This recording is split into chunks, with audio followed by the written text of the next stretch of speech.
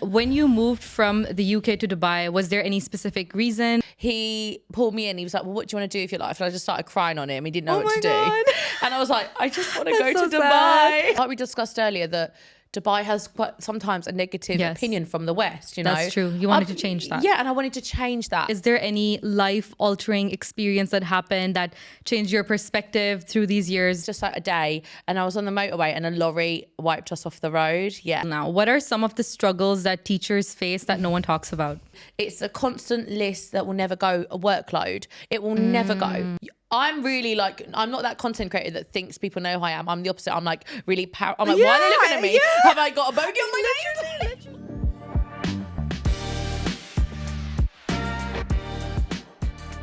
Today's guest is an influencer friend of mine who used to be a teacher and is now creating content all around UAE, working with her favorite brands. You have probably seen her videos under the name DXB Hun.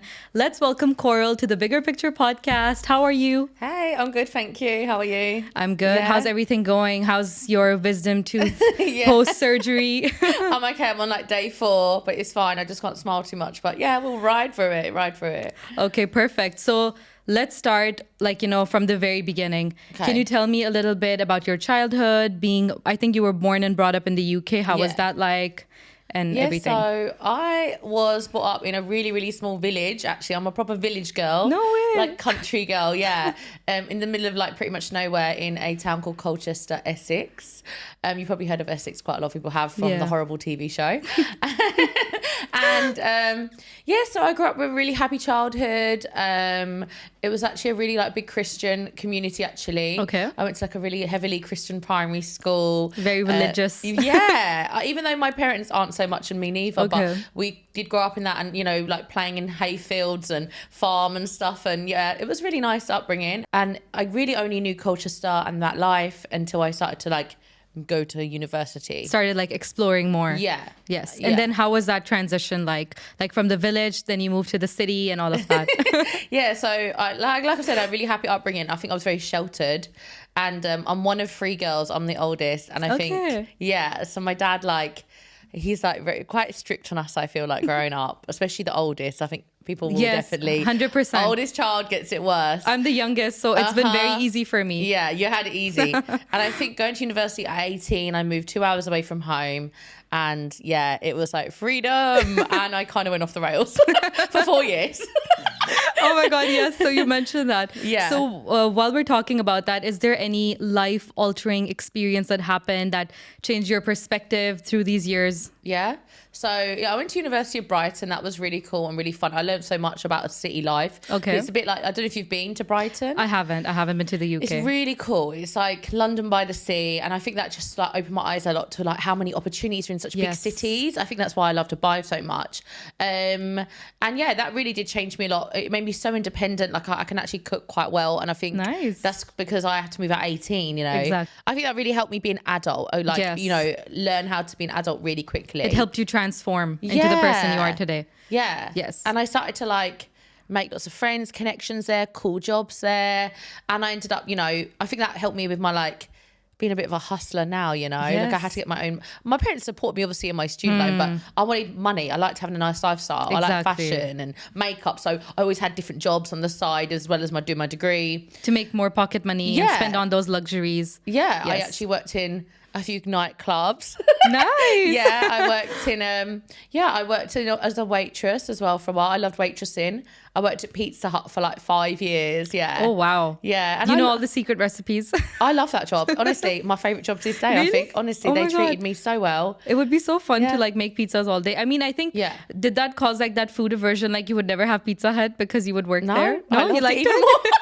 It was like free. They're really generous. It was like free pizza for life. Like I love it. Yeah, it was really good. You got like it was great. So yeah, that was my university years. Okay. That shaped me in being an adult, I think. All right, perfect. And when you moved from the UK to Dubai, was there any specific reason that you moved? Was it for jobs or how was that like? I always think things come in threes. And yeah, it hit me hard actually. So I was, taken back a little bit. My parents split up when I was 20. So I was at university then. And then I came back and I started my teaching job. And honestly, going from that city life and freedom back to my home, I found really, really difficult. Yeah. So did with my dad. So I ended up moving in with my father. So my mum, I'm very close. They both live in Colchester still. And, but yeah, I think my mum has a bit of a smaller house. So my sisters live there and I live with my dad. But yeah, I think that was really difficult moving back and having to be like a child again. And I was like, after all that freedom. Yeah. And I remember one life altering experience for me was I was driving to work one day. I actually was a year 6 teacher at the time. I think I was in my 3rd year of teaching. So I was around 24, probably 25. No, 24. And I was on my way to work and we were on our way to a residential, you know, when you take kids away for the week. And I had my work colleague with me and we never go that way. It was just like a day. And I was on the motorway and a lorry wiped us off the road. Yeah. Yeah, like a big lorry. Like one of the biggest you can see. Did you get like injured or something? I actually didn't too much. No, What? I just had like It's a miracle. just like whiplash and stuff. We were actually fine. My God. We like span across the motorway and then another car hit us. And at that time, I think I was taking life really unseriously. I was partying a lot, probably abusing my body too much like we all do in our early 20s. And I think that really shook me up. And I was like, I really want life so bad. I don't want to die. Because I thought I was going to die. Like when I kind of like the car stopped spinning out and I was like, whoa, I'm alive. Like your life flashes before your eyes, it right? Really does, Did it happen for you? It was like slow-mo. Oh my I had God. fake acrylic nails on and every single one broke from holding onto that steering wheel so tight. And I didn't feel a thing. Scary. Yeah. So I think that really shook me up and made me realise I really love life and I want it so bad. Yes. And then, so I actually quit my job for a while. I quit teaching that year. Yeah. Because I got some nice money from the car accident. In England, they pay out really well, guys. Oh, really? Yeah, because they cause like damage to the person, right? So you but got like thank God you didn't compensation. get any like physical damage, like broken bones or anything. But Say still. that. Well, when I was young, I was like, "Whoa, why did you get all this money for?" And actually, I have now lower back pain. Like they say, later on in life, sometimes it can affect you. And honestly, I feel like it's that. It's only just started happening recently. So any chiropractors out there, Hit me up. hit me up, because I'm feeling it. Let's collaborate. Yeah, anyone want to collab? I got back pain. No, I'm joking. So yeah, after that, I took some time out. There were some other things that happened in my life that I can't really say on camera, but I then just needed some time out. So I went traveling. So I quit my job and the plan was to go for like 2 years. Okay. Explore a little bit. Southeast Asia, Australia. So yeah, I actually only ended up going for 3 months because my best friend who I was traveling with, her mum got really sick suddenly. Oh, so you guys had to come back. We had to come back, yeah. Okay. And then the plan was to go 6 months later. I fell in love. So unfortunately, not unfortunately, we're still really good friends this day. But that stopped me going traveling. But this is one of the stories why I didn't go, why I went to Dubai. Okay. So heartbreak. I ended up coming back from traveling and doing supply teaching. And I ended up getting a contract in a school for a year. Okay. And I absolutely love this school. I love the people so much. I'm still friends with them to this day. Nice. They were so supportive. I love the head teacher there. And unfortunately, when it got to the end of that year, he was like, "Oh, can I have a meeting with you?" And I was only on a temporary contract. And unfortunately, the government had cut funds and there was no room for me for the following year. Okay. So I had no job, no boyfriend at this point.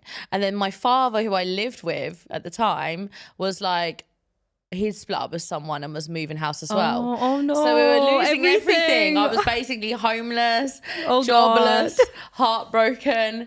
Yeah. And then you're like, Dubai. Well, the principal of this school, who's a very, very nice man, I'll always remember him so much. He pulled me in. He was like, "Well, what do you want to do with your life?" And I just started crying on him. He didn't know what to do. And I was like, "I just want to go to Dubai."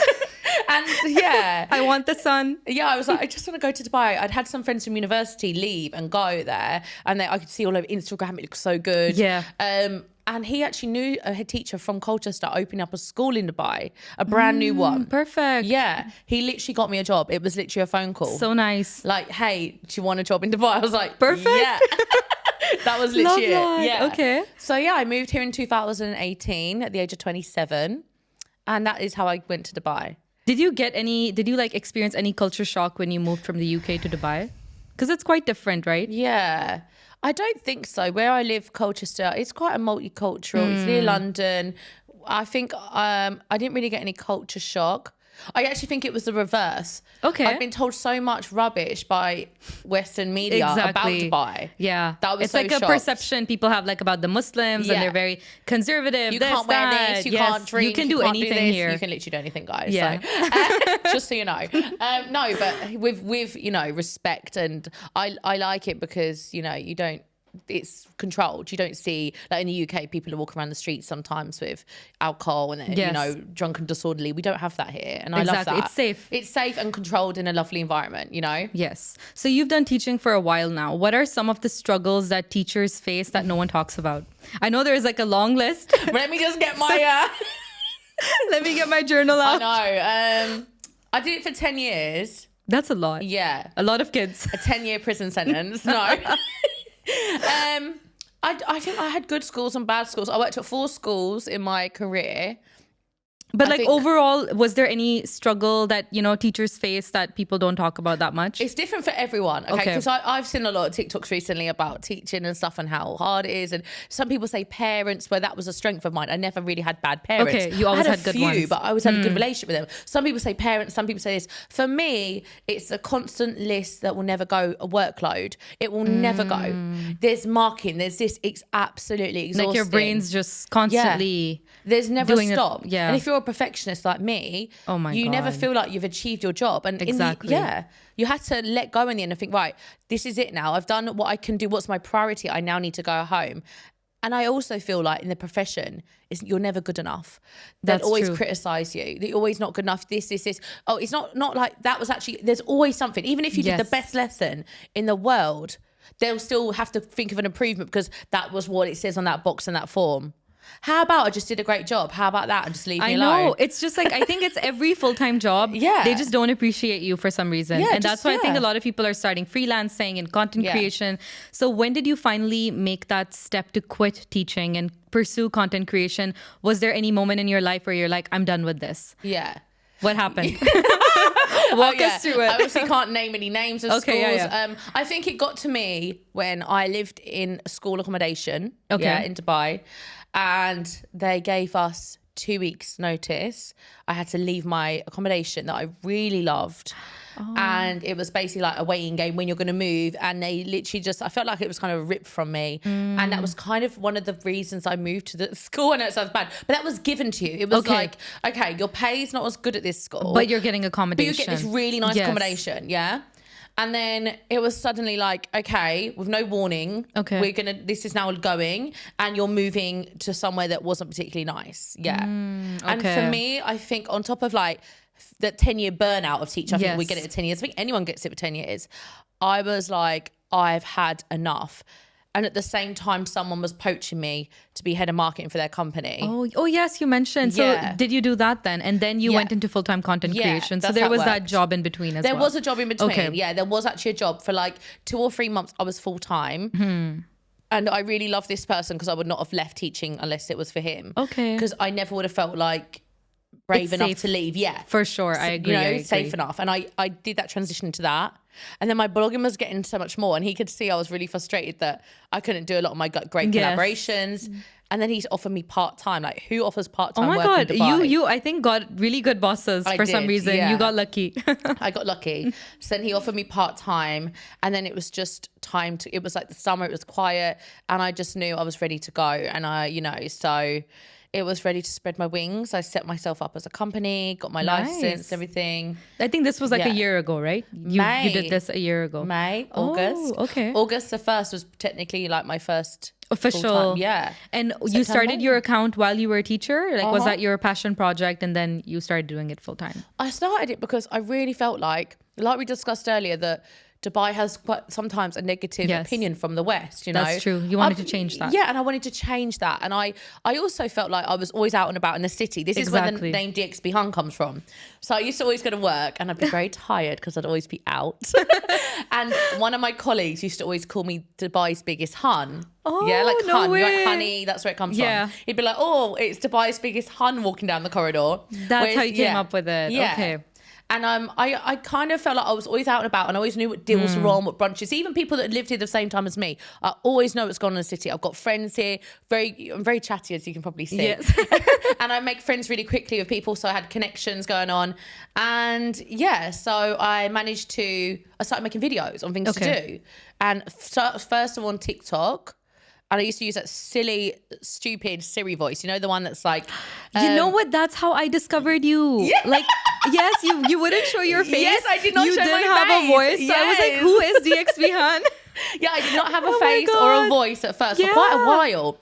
And then my friends were in the staff room one day and they were like, Coral, you have a nice voice. Why are you always using this silly TikTok over voice? And I was like, okay, well, let's start using my voice. Yes, exactly. Yeah. Then I remember that as well. Then it was like, let's start showing myself. Because I'm not, people ruin you on social media, That's how you true. look. And I'm not the most skinny aesthetic girl anymore. I used to be in my early 20s, but not anymore. We'll put a picture. Yeah, picture next to me.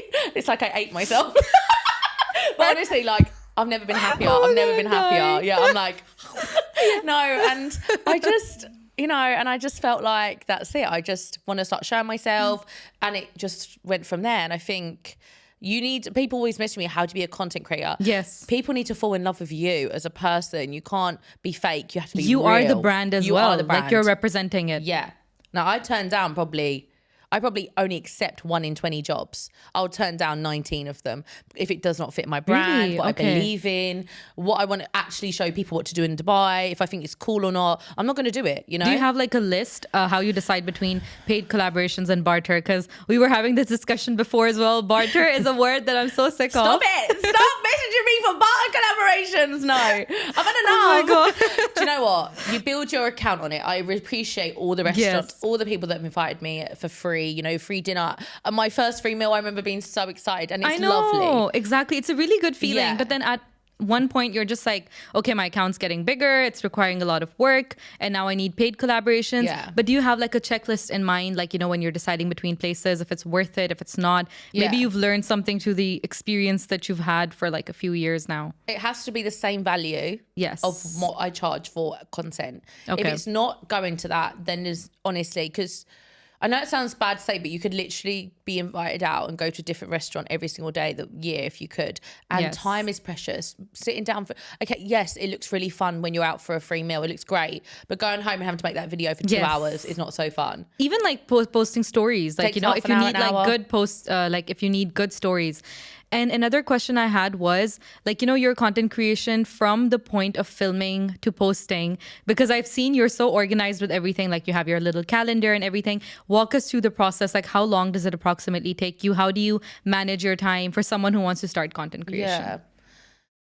It's a hard one. I'm actually really bad at I don't pre-schedule. A lot of these things are very last minute. Okay, You need yes. to have a fluid life, Sometimes it's Exactly. like we want you to shoot Saturday, but we want the video out Yes. Monday, It's crazy sometimes. Yeah, and I feel like I'm always chasing my tail, to be honest. Even sometimes on the same day, I'm making the video that's going to go out that day. It's very much like that. It's quite fast-paced. Not as fast as teaching, though. So for me, it's slow-paced. Managing your time. Don't accept too much. Know your Yes. value. And I think that's what I've got to a point now. At one point, I was chasing doing collaborations every day, thinking I need to. But actually, you get to a point when your value is, what money and you can bring to a business. And you end Exactly. up putting your prices up a little bit. And now I do a little bit less. But, higher quality and Yes. also, yeah. I think it's good to know your worth as well. Yeah. And there's like always this, people do this sort of math, like how do you charge for a collaboration? Some people say like 1,000 dirhams for every 10,000 followers that you Yeah. have, but it obviously depends on the brand's budgets and then you Yeah. can bring it down. I think it's always better to give a slightly higher price and then they negotiate all the time. I think definitely I've got some content creator friends in the UK. That Yeah. was a really good part for me because I had them They to could help talk you. to. Yes. And there's a really good group in the UK called UK Content Creators on Facebook. Okay, And they have nice. all a chart of how much you should be charging and everyone sticks to that. No one negotiates I or love butters that. you. I wish they did this in Yeah. UAE. That I would tried be to amazing. start something, but it was on Facebook and I just hate Facebook at the moment. That's But I true. shouldn't say that. No one uses it. No I one joined uses it, by the way. Yeah. You're on it. And I was like, do you know what? I don't have time for this. Like, probably It's a better in whole WhatsApp community. group. It's a whole community. It is. But yeah, WhatsApp group would be good. Yeah, and the problem is I think other content creators need to know their value. Companies true. are going to try and push you down as much as they can. They're going to. I get it all the time. Negotiate, yeah. And I'm like, nah. enough's enough. Like the effort, even buying a new outfit, you know, having to look nice, do your makeup, go out, the travel time. I've actually stopped going to events on Barter basis as well now. You get to a point where you're like, I'm exhausted. I mean, it depends on the events as well. Yeah, and the brands. Yeah, but some of them, they're just like, nope. Some of them I've been to are just a waste of my time. And, you know, it is lovely. They put the effort in. I sound really ungrateful, but I promise you I'm not. When you keep going to these events over and over again, you get to a point where you're like... It's repetitive. Yeah. Yes. And even some of my friends now, they've got more sassy than me. And they're like, oh, this one's a bit bad, isn't it? And they're not even content creators, you know? Way. Okay, you did mention one event. We obviously won't mention the brand, but you didn't have a very good experience because people were like being... It was the girls there. Yeah, it was awful. crazy. Horrible. You were there and you pushed in a queue. You need to learn how to queue up, yeah? Queuing, like, and I think it was hard because the problem is all these content creators have a very, not all of them, I love you, I love a lot of the lifestyle ones, but I would say 90% have a very big ego. And that's the problem. That is the problem. And you're sometimes in a room with these people. And I'm not like that. I'm from where I'm from and known in England. We're very humble. We grew up to be like, you should know where your bread is buttered kind of thing, you know. And I just can't believe sometimes, you know, and a lot of the them, audacity I know, sometimes. Yeah. And they've got fake followers, half of them in the room. I know. I did my research. We have that website now that we can track. And I think it works like 80% of the time. I'm not sure how accurate it is. But yeah, it really shows you the true colors.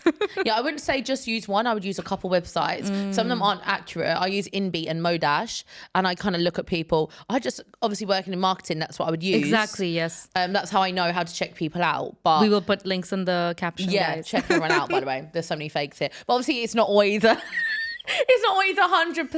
accurate, but you can get a good average about that content creator. And I find it really hard to be in a room sometimes with people when I've worked, and so as you, we've worked so hard for this. Exactly. And then you have people doing the same campaigns with like fake followers. That kind of brings you down. But I think you just keep pushing through and you keep like, you know, getting that negative energy out and all of that. But how do you stay positive on social media? Because as we discussed before, like, you know, some comments can be so toxic, like the hate comments. Do you reply to them? Do you delete them? Do you block them? Like, what's your process like? I think it depends on the time of the month and how I reply. My mother's great. She's like, Carol, you can't say that. Some days I'm going in. I'm like, oh God, I hate you. You are ugly. Send back, you know. But a lot of the time I'll delete them, or I just put something like, you know, has your mum never taught you, you know, you don't say something nice, you know, what's that saying? Giving them a little reality check. Like a little life check. A couple of times I've directly DM'd the person and been like, do you know what that does to some people? Like, and they've ended up apologizing. Okay. Which has been nice. So you've done like a couple of things. Oh yeah, I've gone in sometimes, yeah. And who helps you with the content creation, the filming and all of that, like the process? Yeah, so I do all the editing and everything myself at the moment. When it was the Christmas period, I did have some freelance help. Okay. Because it was like 2 or 3 collaborations a day. But now it's a bit quiet. I would say I've got 3 or 4 a week. So now, and I'm being a bit more pickier. So I do all the editing, always friends. I have come help me. They're literally people that film me. Yeah. I find it quite... You have one in particular. Yeah. She's always Beth. Yeah. Bessie Beth, yeah. She's like my day one hand. I met her in my 2nd year being here. Okay. And she's a teacher and she's just amazing. So she's been like the woman pretty much behind most of Team these videos. DXP Hunt. Yeah. All my friends, there's like 5 of us. Okay. In total. They all help you out and they've as all well. helped me out, yeah. So do you have any dream collaborations or like goals with your content creation? Like what do you hope to achieve? And is this something you want to do long term? I love this so much. No, I want to do it long term. I do. Okay. I really want to hit 100,000 followers. That was like my goal. I think that's everyone's goal. I think you're very close. I'm close. You're I'm like 92? 2.2. I think I'm off like, nice. like about 8,000 followers off. And it's going up fast. Every day it's going up like, especially the weekends, I got up like 3,000. So it's going up fast. Yeah. Okay. I just need to keep up with the content every single day, make a video every day. And if you make reels, a lot of my friends have their own salons. They're like, making reels is hard. And I'm like, it's time consuming. And I'm like, I know, it kills my soul.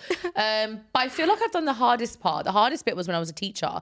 I was getting on average 3-4 hours hours sleep a night because I was going out in the evenings, blogging. Oh, okay. Sometimes 2 places in one night and then making videos. That's a lot. Yeah. So I feel for people that are doing a full-time job Exactly. and also blogging. Oh my it's God. That's horrible. They're like superheroes. Yeah. Or even people who are like moms, basically. Yeah, they have moms. kids and they're doing the influencer thing. don't I'm like, get I don't know it. how they're managing it. Yeah. Because it's full time. I'm really like glued difficult. to my phone. Like Literally. it's a panic if something goes wrong with the phone. It's horrendous. Yeah, like it you happened had. with me at the event. It just gave up. Like I didn't know what to do, and then Yeah. everybody was so nice. Like all the content creators, even you're like, oh, I have an extra phone, and then everybody's Yeah. like, take mine. Like that community nice. kind of feeling. That's really nice because you Yeah. make these new friends as well because of social media. Yeah, some content creators are lovely. And Yes. particularly the lifestyle ones. I think they're a bit more Yes. chilled. Even like food bloggers. I Yeah, think. food bloggers are nice. Food, travel, Yeah. all of them. Yeah, they're On my really other nice. goal, I put it on my vision board. I would love to 2 places I want to travel. I know I don't do too much travel, but I have started to hit some. We did a cruise. I did Bali. But I Okay. would love to go to the Maldives. Oh my god! And I would That would be also so love to go to nice. Saudi and do some stuff in Saudi. Like Alula. Yeah, I would love to. Ooh, yeah, that would be really I'd love to hit nice. Saudi Looks and so start doing some beautiful. Saudi stuff there. What is like a disadvantage to being a content creator? Like, maybe sometimes, you get recognized in places. Yeah. Like there's an advantage and a disadvantage of putting yourself on social media. Yeah. Even for me, sometimes I go back and then I get like a message like, oh, I saw you here. And if they say hi to me, it's fine. But if they message me later, it's a bit creepy. Don't do that, guys. It's creepy, okay? Yeah, I actually put up like, I feel like I'm not as confident as I used to be, okay? So like in public places, I actually try, I'm not Beyonce, guys, but it does make you a bit nervous. Like my reach is really high a month. There's 10 million people in the UAE. Probably 2 million people are seeing me a month on Instagram, Yeah. That is a fifth of people. Am I doing my maths right? I think so. My math is horrible. Don't I ask think me. it's right. I did teach year 6 before. And, there's a lot of people that do see you and you'll just sometimes have people stare at you for like 5 seconds. And I'm really like, I'm not that content creator that thinks people know who I am. I'm the opposite. I'm like really I'm like, why are they looking at me? Yeah. Have I got a bogey on my nose? Literally, What's that's what I wrong? think as well. Yeah. I don't think people know who I am. And then sometimes they do. And I'm like, I love it when they come up to me. I love it know, when it's the people are best like, feeling. yeah, it's so nice. And some people have, what I love is that some people have actually been inspired by my story.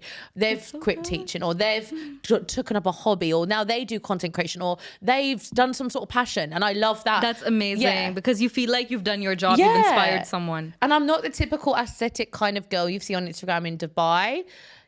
Before it was, kind of skinny bikini pic at the Burj Al Arab. And, that's not me. And it just shows women that it doesn't matter how you look, you can be who you want to be and still be loved in the camera as long as you're true to yourself. I love that because that was my next question. What advice would you give to women who want to get into content creation? Yeah. So you've answered it already. And don't be scared. Literally, Just do it. yeah. Take the risk. Take that the leap of risk. faith. Yeah, definitely. Okay, perfect. Now we're going to move on to the next section of the podcast. We're going Okay. to play a game of We're Not Really Strangers. Okay. So this game, we're going to get really deep, guys. These are the cards right here. Wow, deep.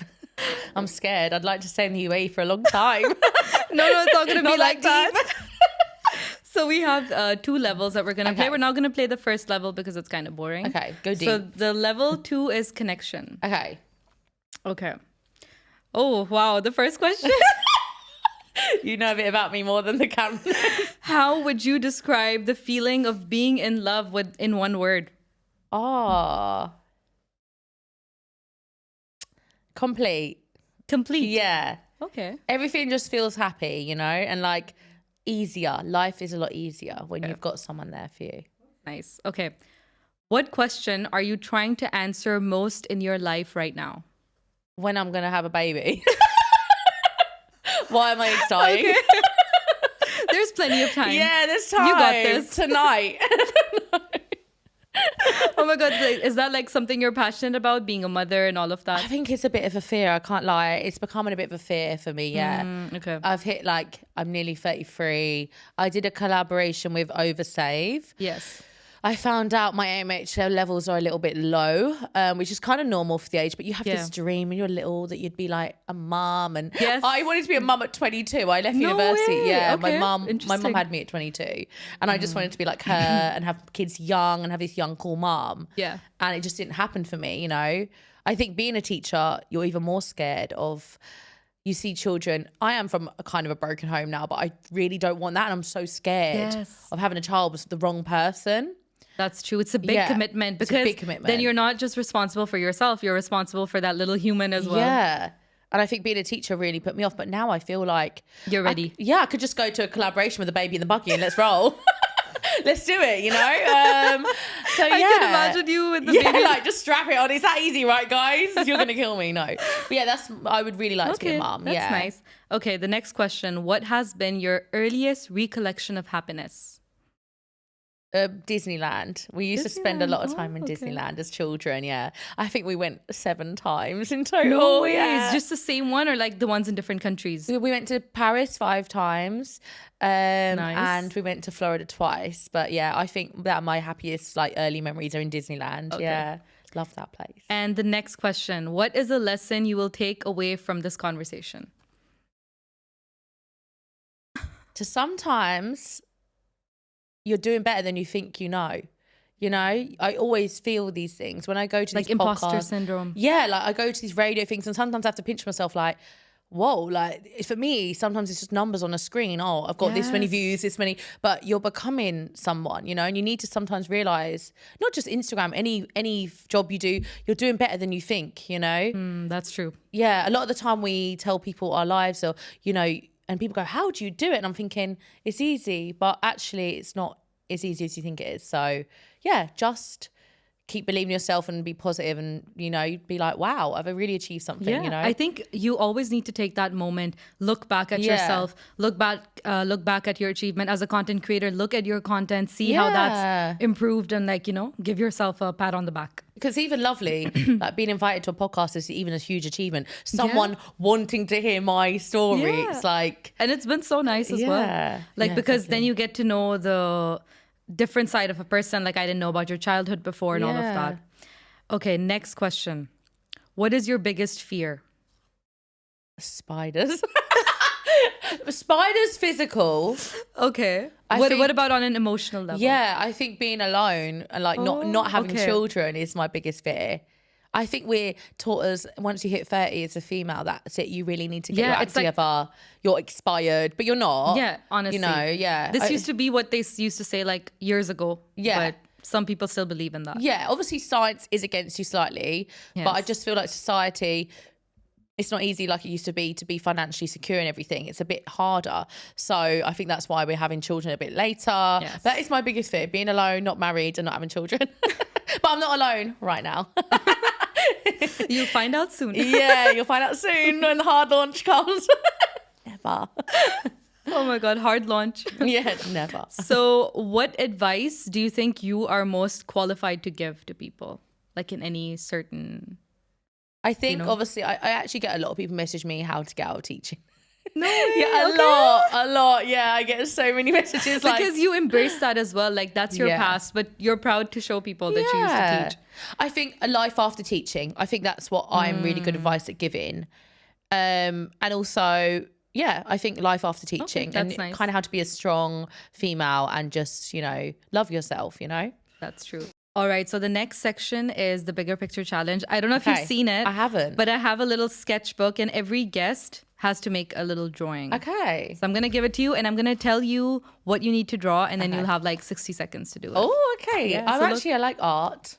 Oh, perfect. Yeah, I have a bit of a past in art. I'm just going to figure out how to pass this to you with the mic. It's fine. Don't judge me though. I've not done this for a while. It's okay. Let me. I'm like, okay, we got this. Thank you. All right. Your favorite spot in Dubai? Oh, my favorite spot in Dubai. Just one. Okay, just one. Okay. The Bihan put to test. See? It's not the best. Okay. Is this Kite Beach? Oh, it's like Kite Beach. Nearly. Or like near Shimmers, Burj Al Arab. Yes. Oh, that looks good. Guys, that's pretty good. I don't know if you see it. I really tried. That it's hard with a pen. Dude, Cora, that's really good. So, should I tell you? It is near Shimmers. Well, it's like on that area, Jumeirah Beach Hotel. It's called Nazca. And it's just beautiful. It's like Nazca. Yeah, they're like they have like kind of it's lacy. Like a restaurant on the beach. Yeah, and I've had so many people message me recently, and they're going there. and They all have a lovely time. Okay, they've got like a rosé lunch deal. It's unreal. Yeah, that's like one of my favorite spots. Okay, so you know what? We're just gonna add like another section to this podcast. Yeah. Where you will recommend places in Dubai. So it's like a rapid fire. Okay. But Dubai edition. The most underrated spot in Dubai that you think, like a hidden gem. This is a good one. I'm trying to think. It's okay. I really like that Casa Makoko. Is it in Al Quwain? Yes. I don't know how that's even been there for so many years. I think it's new, by the way. New? Yeah. Okay. The one that you went to, I think it's That new. new, the mangrove bit. But I still feel like it's underrated. I still feel like sure. no one really knows. It's like a little mini Zanzibar on the beach. It's really nice. Yeah. It's like Kite Beach in Al Quwain. Yeah. That's what it's called. It's beautiful. as well. Yeah. I thought that was I thought, wow, it's actually better than even it looks like on videos. Yeah. Okay. Best pizza. Geppetto Pizzeria. It's delivery.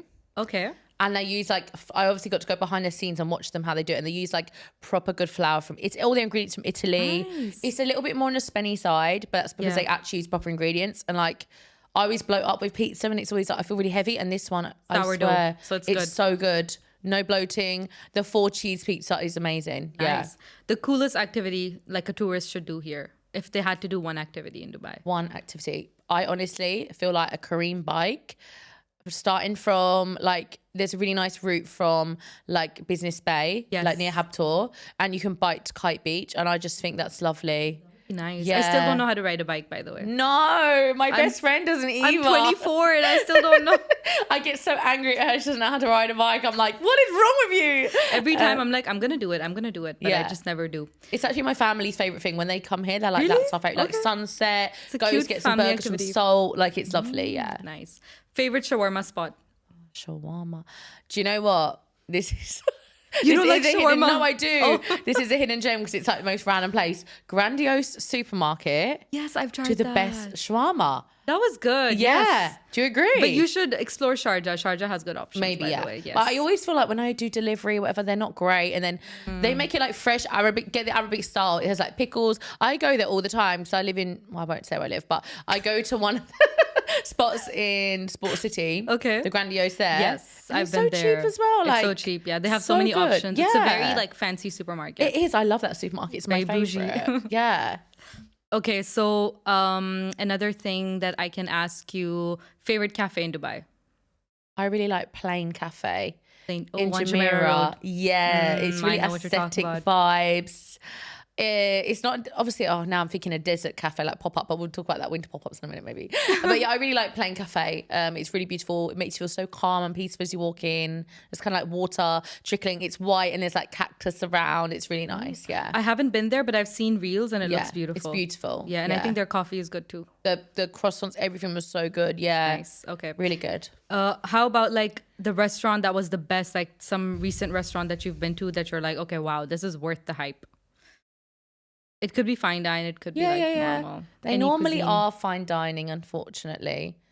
I once had a really good meal at Bastion. It's Jumeirah Beach Hotel again, but their restaurants are good. Like, yeah, it was called Bastion and it's French. I do love French food. And I don't know if they do the lunch deal anymore, but it was like really amazing food. I really love that restaurant.